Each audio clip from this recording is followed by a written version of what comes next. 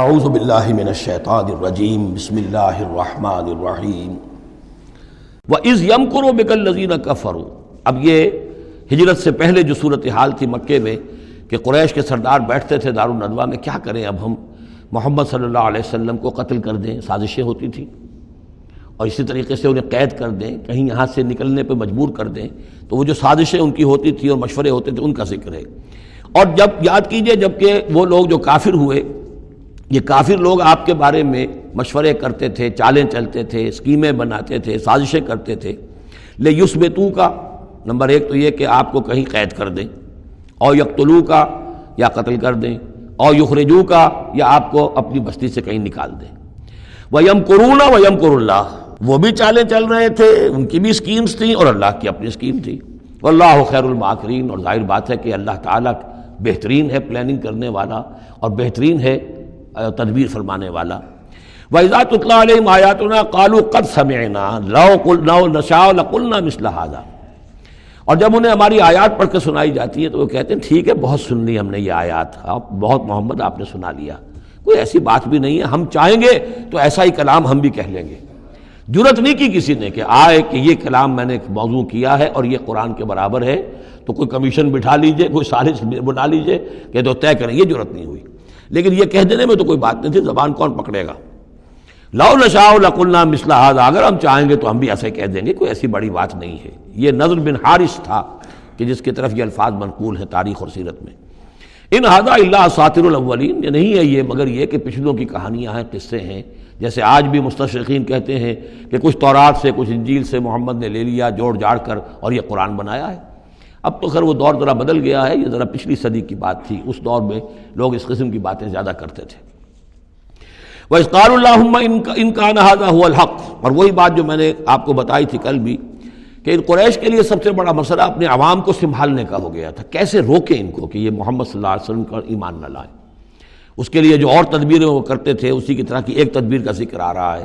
مجمع عام میں کھڑے ہو کر دعائیں مانگ رہے ہیں، اے اللہ اگر یہ جو کچھ محمد کہہ رہے ہیں اگر یہ حق ہے اور تیرے پاس سے آیا ہے یہ قرآن، فَأَمْطِرْ عَلَيْنَا حِجَارَةً مِّنَ السَّمَاءِ وَإِذْ قَالُوا اللَّهُمَّ إِن كَانَ هَذَا هُوَ الْحَقُّ مِنْ عِندِكَ، اگر یہ ہے حق تیری طرف سے، فَأَمْطِرْ عَلَيْنَا حِجَارَةً مِّنَ السَّمَاءِ، تو برسا دے ہم پر پتھر آسمان سے، اب ائتنا بعذاب الیم، یا پھر بھیج دے ہم پر کوئی عذاب۔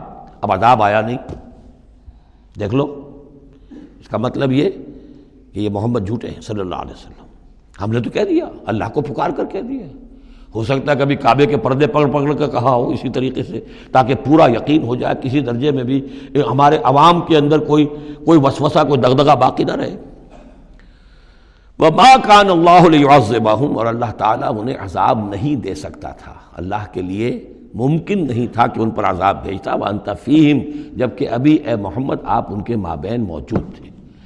ہجرت سے پہلے معاملہ نہیں ہوا کرتا یہ، اللہ اپنے رسول کو ان کے ساتھی اہل ایمان کو نکال لیتا ہے، اس کے بعد کوئی عذاب اس نوعیت کا آتا ہے جس نوعیت کا وہ عذاب مانگ رہے تھے۔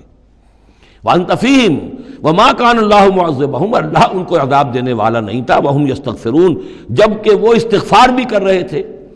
یعنی اسی مکے میں عوام الناس بھی تو تھے، سادہ لوگ بھی تو تھے، وہ استغفار بھی کرتے تھے، تلبیہ بھی پڑھتے تھے، لبیک اللہم لبیک لبیک اللہم لبیک، یہ بھی تو کرتے تھے، اللہ کو بھی پکارتے تھے۔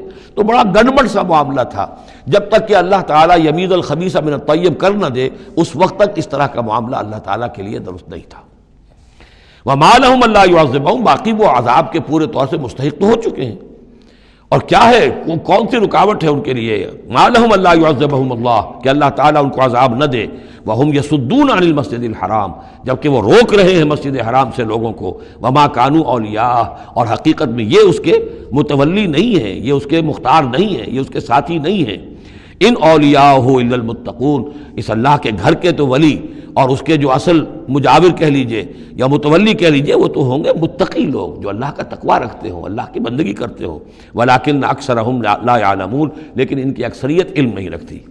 وما كان صلاتهم عند البيت، اور انہوں نے جو نماز کا حلیہ بگاڑا ہے، نہیں ہے ان کی نماز بیت اللہ کے پاس الا مقام و تصدیہ، سیٹیاں بجاتے ہیں، تالیاں پیٹتے ہیں، یہ ان کی نماز رہ گئی ہے۔ طواف کرتے تھے تو اس میں سب سے اونچا طواف تھا برہنہ طواف، اور نماز جو تھی ان کی وہ یہ تھی۔ سیٹیاں بجاتے ہوئے. جیسے کہ آپ کو معلوم ہے کہ بعض علاقوں میں مسجدوں کے اندر جب وہ میلاد کی محفلیں ہوتی ہیں تو اس کے اندر ڈھول اور ڈھمک کا، یہ میں نے سنا ہے کہ خاص طور پر افریقہ کے بعض ممالک میں کام ہوتا ہے. یہ اللہ کا شکر ہے اس حد تک کم سے کم یہ کہ بر عظیم پاک و ہند کے اندر جو بھی صورت ہوئی ہے وہ یہ مسجد کے اندر یہ خرافات نہیں ہوئی ہے، باقی باہر ہو رہی ہے جو بھی ہو رہی ہے. تو انہوں نے نماز کی بھی شکل یہ بنا دی تھی. فذوقوا العذاب بما کنتم تکفرون، تو اب چکھو مزہ عذاب کا اپنے کفر کی پاداش میں. ان الذین کفروا ينفقون اموالهم لیصدوا عن سبیل اللہ. ظاہر بات ہے یہ لشکر آیا تھا تو اس کے لیے بھی تو لاؤ لشکر تیار کرنا پڑا تھا نا، ساز و سامان، 900 اونٹ، 1000 آدمیوں کے لیے راشن بھی چاہیے تھا. مکے سے چل کے مدینے تک آنا ہے، جنگ میں رہنا ہے، تو یہ 10 اونٹ روزانہ جو ہے ذبح ہو رہے تھے اس فوج کے لیے. تو یہ سارا جو انفاق کیا ہے کچھ لوگوں نے کیا ہے نا، جو باطل کے لیے انفاق کر رہے تھے، شیطان کے لیے. وہ حزب الشیطان جو ہے آخر وہ بھی تو مجاہد تھے، وہ مجاہد تھے فی سبیل الشیطان، فی سبیل الشرک. تو جو خرچ کر رہے ہیں اپنے مال لیصدوا عن سبیل اللہ، تاکہ لوگوں کو روک سکیں اللہ کے راستے سے، فسینفقونھا، وہ اور بھی خرچ کریں گے. ابھی انہیں اور بڑے لشکر تیار کرنے پڑیں گے.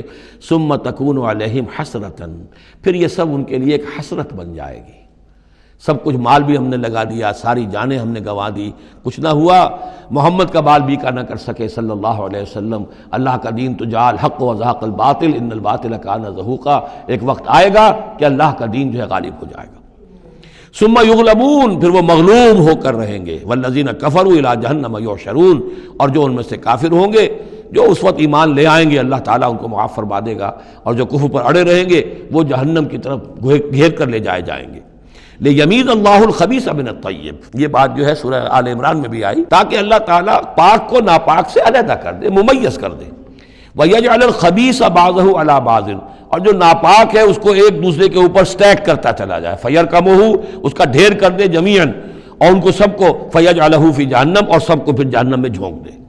یعنی یہ کہ یہ پہلے تو یہ سفٹنگ کرنی ہوگی، یہ طیب ہے، یہ خبیث. خبیث کو ایک دوسرے کے اوپر سٹیک کیجئے اور پھر اس کو جہنم میں ایک ہی مرتبہ دھکا دے دیجئے.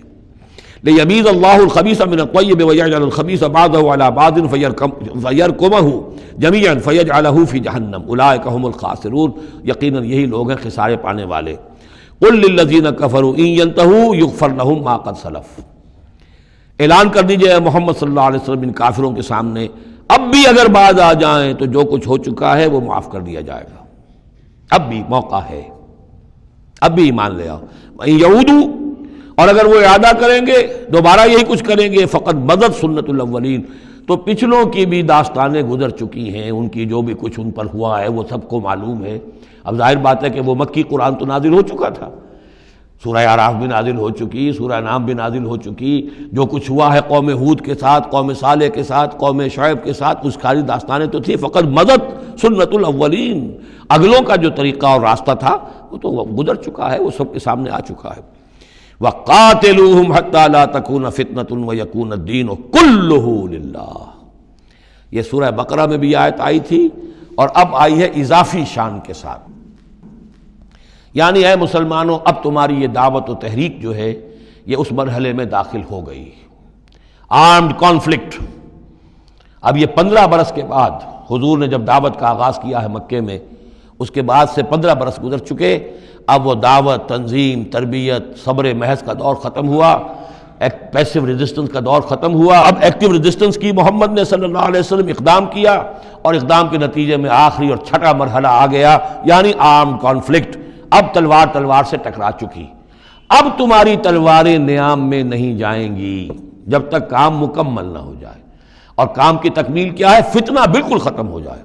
وَقَاتِلُوهُمْ حَتَّى لَا تَكُونَ فِتْنَةٌ، فتنہ وہ کیفیت ہے کہ جس میں ایمان پر قائم رہنا، ایمان پر عمل کرنا مشکل ہو جائے. جب باطل کا غلبہ ہے تو ایک بندہ مومن کے لیے ایمان پر پوری طریقے سے کاربند ہونا مشکل ہے. لہذا اس صورتحال کو ختم کرو، یعنی اب دین کا غلبہ ہو جائے. حَتَّى لَا تَكُونَ فِتْنَةٌ وَيَكُونَ الدِّينُ كُلُّهُ لِلَّهِ، دین بھی جزوی نہیں، کل کا کل دین اللہ ہی کے تابع آ جائے. فَإِنِ انْتَهَوْا فَإِنَّ اللَّهَ بِمَا يَعْمَلُونَ بَصِيرٌ، پھر اگر وہ باز آ جائے تو جو کچھ وہ کر رہے ہیں اللہ اسے دیکھ رہا ہے. وَإِن تَوَلَّوْا، اور اگر پیٹھ موڑ لیں وَاعْلَمُوا تو اے مسلمانوں تم یہ جان لو ان اللہ مولاکم اللہ تمہارا مولا ہے، تمہارا ولی ہے، ساتھی ہے، مددگار ہے، پشت پناہ ہے، نعم المولا و نعم النصیر، کیا ہی اچھا ہے وہ حمایتی اور کیا ہی خوب ہے وہ مددگار۔ صدق اللہ العظیم۔